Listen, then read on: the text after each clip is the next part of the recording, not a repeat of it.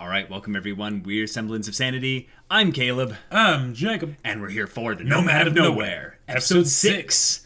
All right, coming off of that Kindness of Strangers episodes. Very good. Mm-hmm. I'm excited to see where this one kind of takes things further in the mystery direction of things. Me too. Especially since this one is called RWBY. Yeah.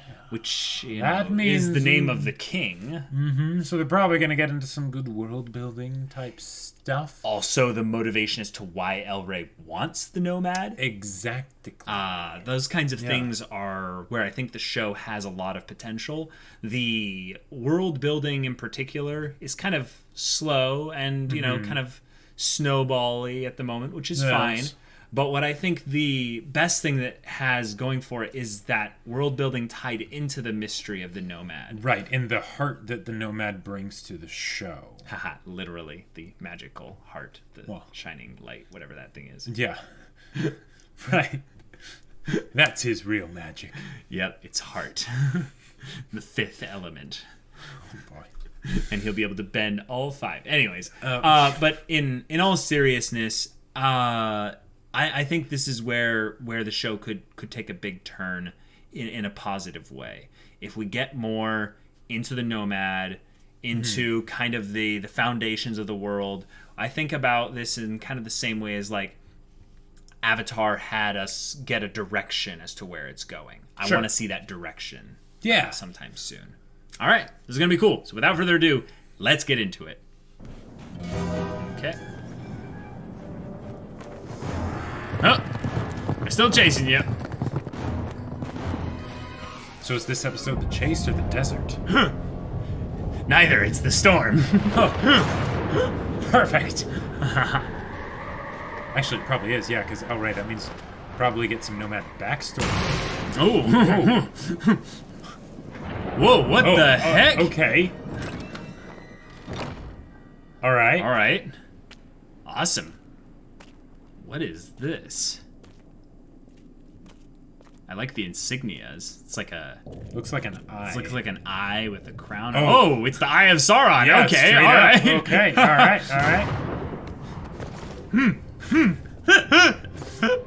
Hey, he's one of the dandelions. Oh, he dreams. Yeah, get some sleep. No. Hello. What a wonderful gift you have. Nope, this is the bloodbender. Shh. Do not be afraid. All are welcome here. Okay. The storm outside is growing worse. But it is good to see magic again. Whoa. All right. She, Oh, nonsense. Your magic is important, Wanderer. Do you not understand? No, I don't. My Neither do dear, we. Thank the stars you were brought to this place. Come, follow me. There is so much to show you. Okay. I don't know. Awesome. Just go for it. Okay. You want to go in there? I know you're not Zuko's chasing the Avatar into the storm. I know, yeah. Are you trying out jokes now? It's the only place the Nomad could have gone.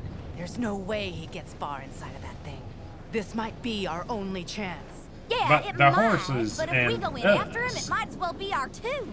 These nowhere storms are savagery. Nowhere They'll zap storms. the brains right out of your head. Okay. Assuming you don't wind up lost and buried in the sands first.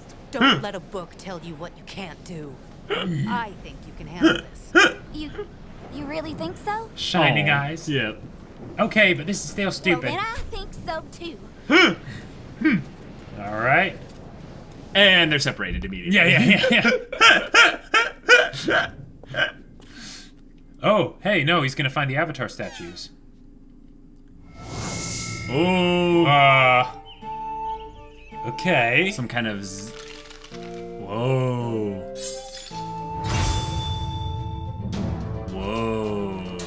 All right. This is awesome.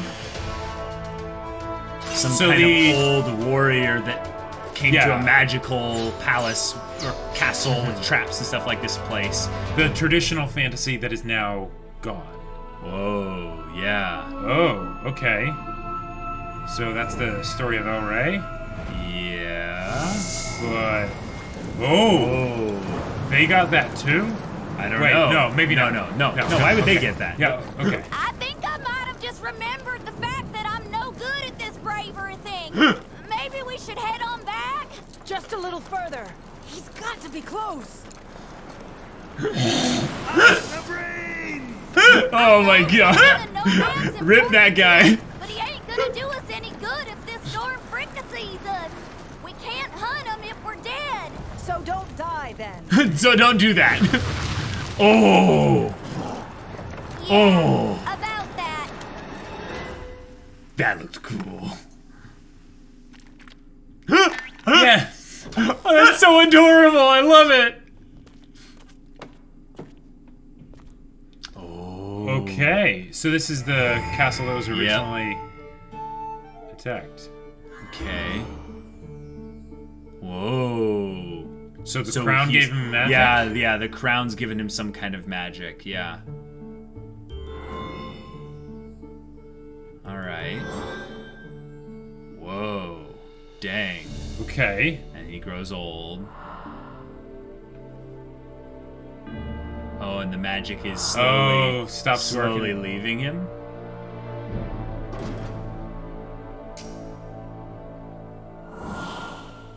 Oh, it's lessened. Yeah.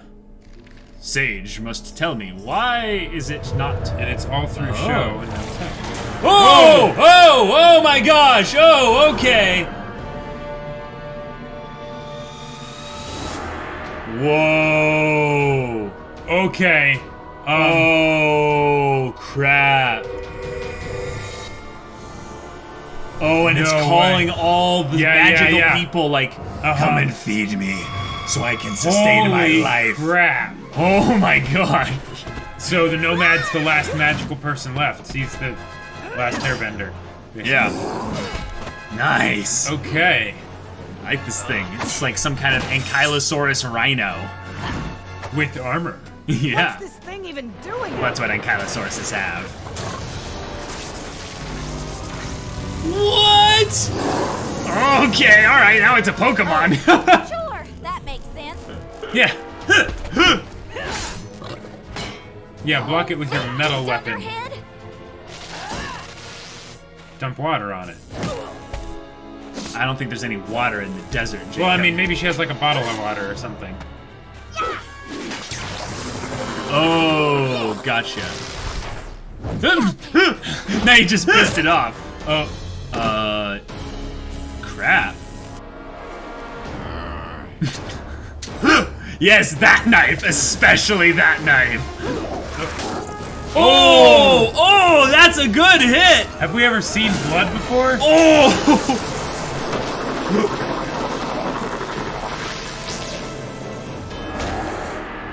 Dang. Okay. Whoa. Well played, Toth. Well played. Scout! Can you hear me?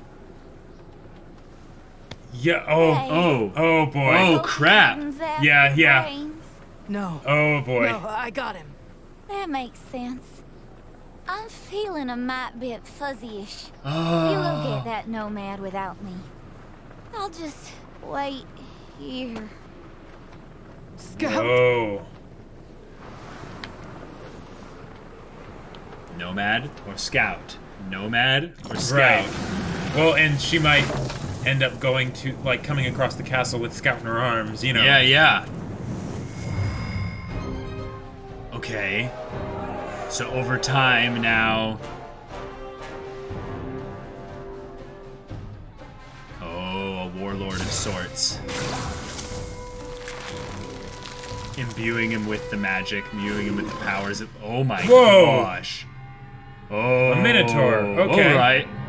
Go and subdue the people. Yep. Holy crap. All right. I love it. I Yep. love it. This is fantastic.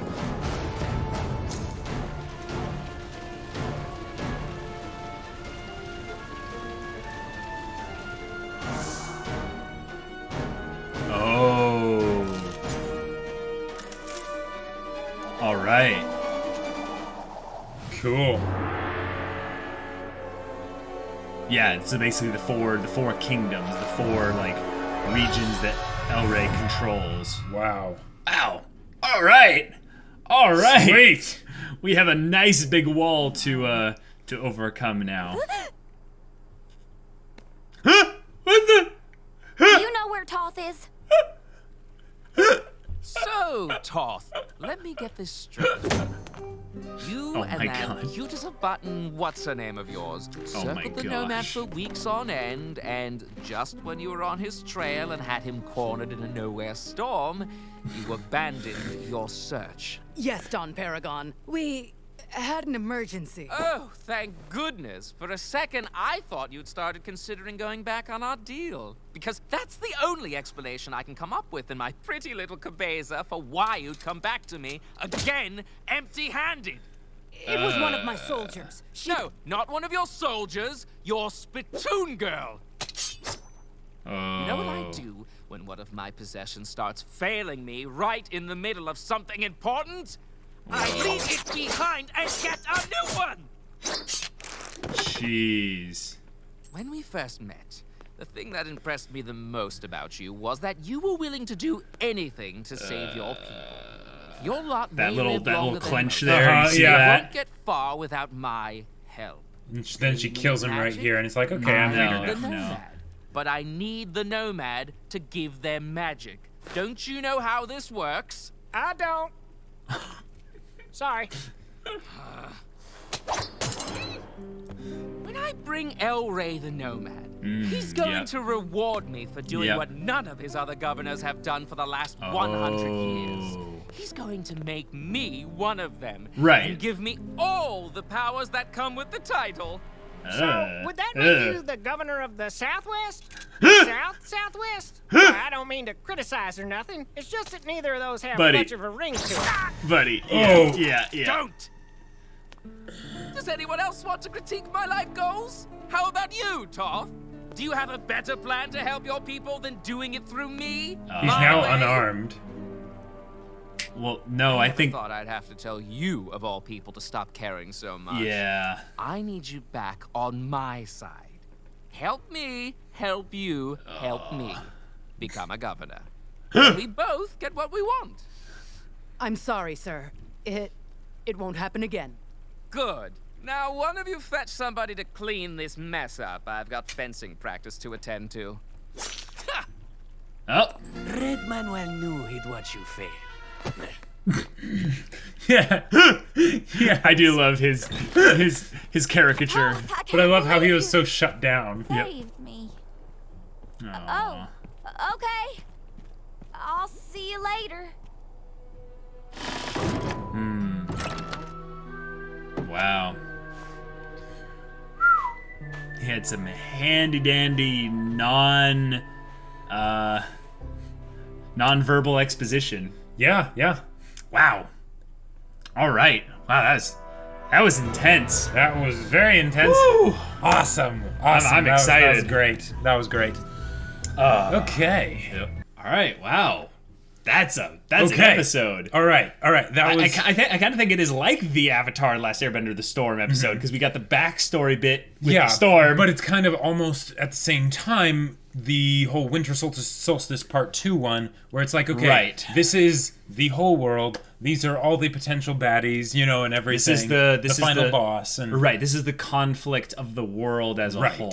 Yep. The next Yep. step is to have our main characters kind of figure out what their place is in the potential conflict, and I think Right. that actually, by having that be the case, it establishes Toth a lot more. Now, I'm gonna go on a limb here Okay. and say that this episode was actually more of a Toth episode than it was a Nomad episode.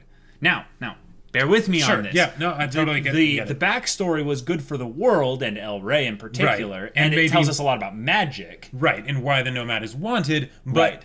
But the what you- Nomad wasn't really important. Directly focused. He is just another Yeah. being of magic, and Right, he might he's be the separate. yeah. He might be separate from those random wizards and wise whatever people Right. that came to be fed to the crown. Which is, we'll talk about that in a second. But Toth has a specific goal that keeps getting reminded of her is that she is trying to make life better for the Yadala. And I think actually the woman in the castle was a Yadala, because she seemed to be in the know with regards to magic, and she kind of looked like Toth in terms of like skin tone and kind of clothing design and stuff like that. So I think she was a Yadala. But Toth now is utilizing her position, which is a decent one, with Don Paragon, right, to be basically put into a position of status so that the Yadala will end up getting maybe the resources that come with being connected to El Rey. Because if she's and they don't know that El Rey is necessarily, some pure evil, immortal, crazed man going after magic just so that he can continue his empowered existence. Yeah, right. And has literal like monster people as his governors. Yep. Quote unquote governors. And hey, being the right hand man or woman of a governor carries with it a lot of weight and authority. In a lot of ways, it might even be a better position than being the actual governor, because who knows what El Rey will do to Don Paragon to make him a fitting governor. Yeah. But what that does in particular is by giving Don Paragon his arc in particular, some context, it empowers Toth's why. Yes, that's I think true. I think that also that bit with the Pokemon infused Stegodon Rhino Ankylosaurus thing in the desert, showing that she really does care about Scout to the point where Scout dying is just no. Stop everything. And, Toth will protect her. And that's a big deal, because I think that we knew all along that Toth cared about Scout and that Scout cared about Toth. That's great. But we hadn't really seen it all that much. We hadn't seen just how much, They talked about it. Exactly. There was a lot of thing about and some looks and some very specific things there, but in a lot of ways Toth seemed to be kind of putting up with Scout, and because she has an emotional connection to Scout in some ways, and it seemed like that was more of Toth being like, I just have to deal with Scout, but she's great, I appreciate her, she's a great friend of mine, and that's a big deal. But this was more of the, oh my god, I can't imagine my life if you die. You cannot die. You cannot die. And like, thank you so much for making it so that when Scout got hit by the tail, it actually was a serious wound, because this isn't RWBY where you have aura and can get hit with a slashing weapon and not bleed, No, she would have died if she kept going to look for the Nomad. Oh yeah. And I'm glad that the show decided to crank up the dark stuff a little bit. Yes, the last episode was a prep for that. The episode here basically had, let's go through it. We had the creature getting killed, the creature nearly killing Scout. We had Don Paragon killing one of the dandelions. Yeah, blood in general. I don't think we'd really seen that in the show up till this point. And then also El Rey. El Rey. Which was wow, what a way to do it. Like, to have him be the hero and stuff, and he does that, and then and he's helping people and all that stuff with the magic. Although the whole idea of him just waving his hand and making people be smiling, that was a little bit unsettling, because you didn't really see much of anything change about their state. Right, so you didn't know if there was some mental stuff going on, if basically they came in with a situation. And he fixed the situation. This was just a visualization bit. Let's put a smile on that face. Yeah, they literally had that happen. A guy who was just, and then he went, and that's like, And there was some connotations to Lord of the Rings a little bit, in that it looked like the Eye of Sauron kind of on the thing there. It looked like the Eye of Sauron. This was the storm. Yes, and that thing, the crown, is its own entity. Right. It has to feed in order for itself to survive. And there's some kind of symbiotic nature with the host where it was potentially already in control of El Rey when it was in a when it was in a state of power. But that's a good point, though, is that El Rey is probably weakened now. El Rey is probably immortal because, it's been 100 years and El Rey is still around. Sure, or, because... And he was eating people for more before the last magician essentially died out. Exactly. So the crown is really what's keeping him alive. Right. But it has so much power inside it that, it's like, no big deal. But he's probably running out, and that's why El Rey is freaking out, like, anyone that can find anything on anyone with magic. Oh, there's this wandering person called the Nomad of Nowhere. Yeah. Get him. He has magic. Excellent. Right. But, okay. It went all, like, and just ate them like a Venus flytrap kind of thing. Yeah, it kind of reminded me of, like, part the One Ring. Yes. Part QB. And part the hat from Meet the Robinsons. Yeah, It kind of felt like that with the whole idea of it having the sort of eye thing and controlling people or whatever. Yeah, let us know what things you feel like this crown thing kind of reminded you of. Yeah, because I'm a sucker for fantasy. This kind of stuff. Now that we have some care for the characters, a little bit prior to this, is really good to have now rather than any time later, and rather than maybe in the first episode. Right, yeah, because it's good as a reveal. Because, as a premise, you're just like, okay, this is the premise of the story, and you just accept it. Right. When it's already been established what the show is like, then suddenly you're like, okay, that changes things. It shows direction, but it also shows that the initial drive of the story, the conflict, is character-focused. It's the Nomad and people trying to get the Nomad. Why do these people want to get the Nomad, and why is the Nomad important? Those are character questions. Then they involve character kind of building episodes, which this one kind of was, but it was also a world-building episode in the same vein. So there's so many theories you can get out of this as to where the story is going to go. But what they did basically flex their muscles, the writers did essentially, was they basically said, you think all this is going to get resolved in one season? Right, yeah. The whole thing with like opening up and the four governors and stuff, and the idea, here was one of the other things I really liked. Was You're not going to continue with the theme of... Well, the four governors thing, like, that is, that's going to take them a long time to, like, because they're probably going to visit all those different places.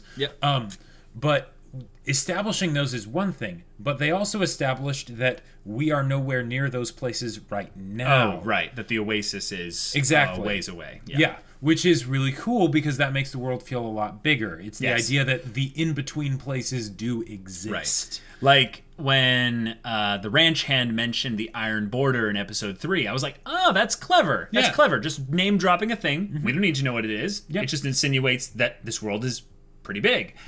And then we kind of got an idea that, up there, the north, that governor spot there's some mountains and stuff. Iron Border. Excellent. Yeah. But that also means that there's world beyond that. Right. This is just El Rey's domain, essentially. Yeah. And what I get the vibe in is that the Nomad is the side of magic that isn't with a will to consume. It's a will to create. Now, this is something that might be a thematic choice, but I think the animators, or the creators, essentially, of this, kind of poke at the meta of this in some way. There was literally a line in the previous episodes, what's the point of bringing animation to these useless trinkets, basically? Yep. That line is so funny because it's saying that there's no point to creating, to basically the whole aspect of creating. If we think about what the crown is, it is consumptive. It draws in things and eats it. It doesn't create something. If anything, that consumption is used for the redistribution of energy for some purpose. It made a minotaur. So right. But that is altering. That is not creating. Right. And one of the things that the Nomad brings is life to things objects. that don't have it. Things that don't have it. Yeah, exactly. Not human related things. We see with the bones and the people and the ranch hand's arm when it's connected to his nerves endings or whatever, automail. But those are diametrically opposed now. Those types of magic are different. They are fundamentally separate, in my opinion. Okay, sure. Because one is kind of the meta aspect. It's animation. It's literally animation. The other one is consumption, and there's been this theme, I would say, just constantly throughout time and stuff, is people that consume and people that create. People that are adding something to society. Gotcha. People that are, and that sounds kind of cynical to say it that way. To the world. Like, yes, basically they look at the sum total of the world, and they know that they're not going to bring necessarily anything huge to it, but they're willing to drop in their pebble into the ocean. Yeah. And the Nomad is that, I think. And the Crown is the opposite. Which just gorgeous itself. It's almost like No Face in Spirited Away. He'll gladly give out gold and just literally just crap that stuff out. It has no value beyond the fact that what humans put into it, it is not really creating. It's more just regurgitating something that, you guys will like this. This will make you feel better. But in actuality, it's just, kind of to consume. So, I mean, No Face is way more complicated than that. Right. Yeah.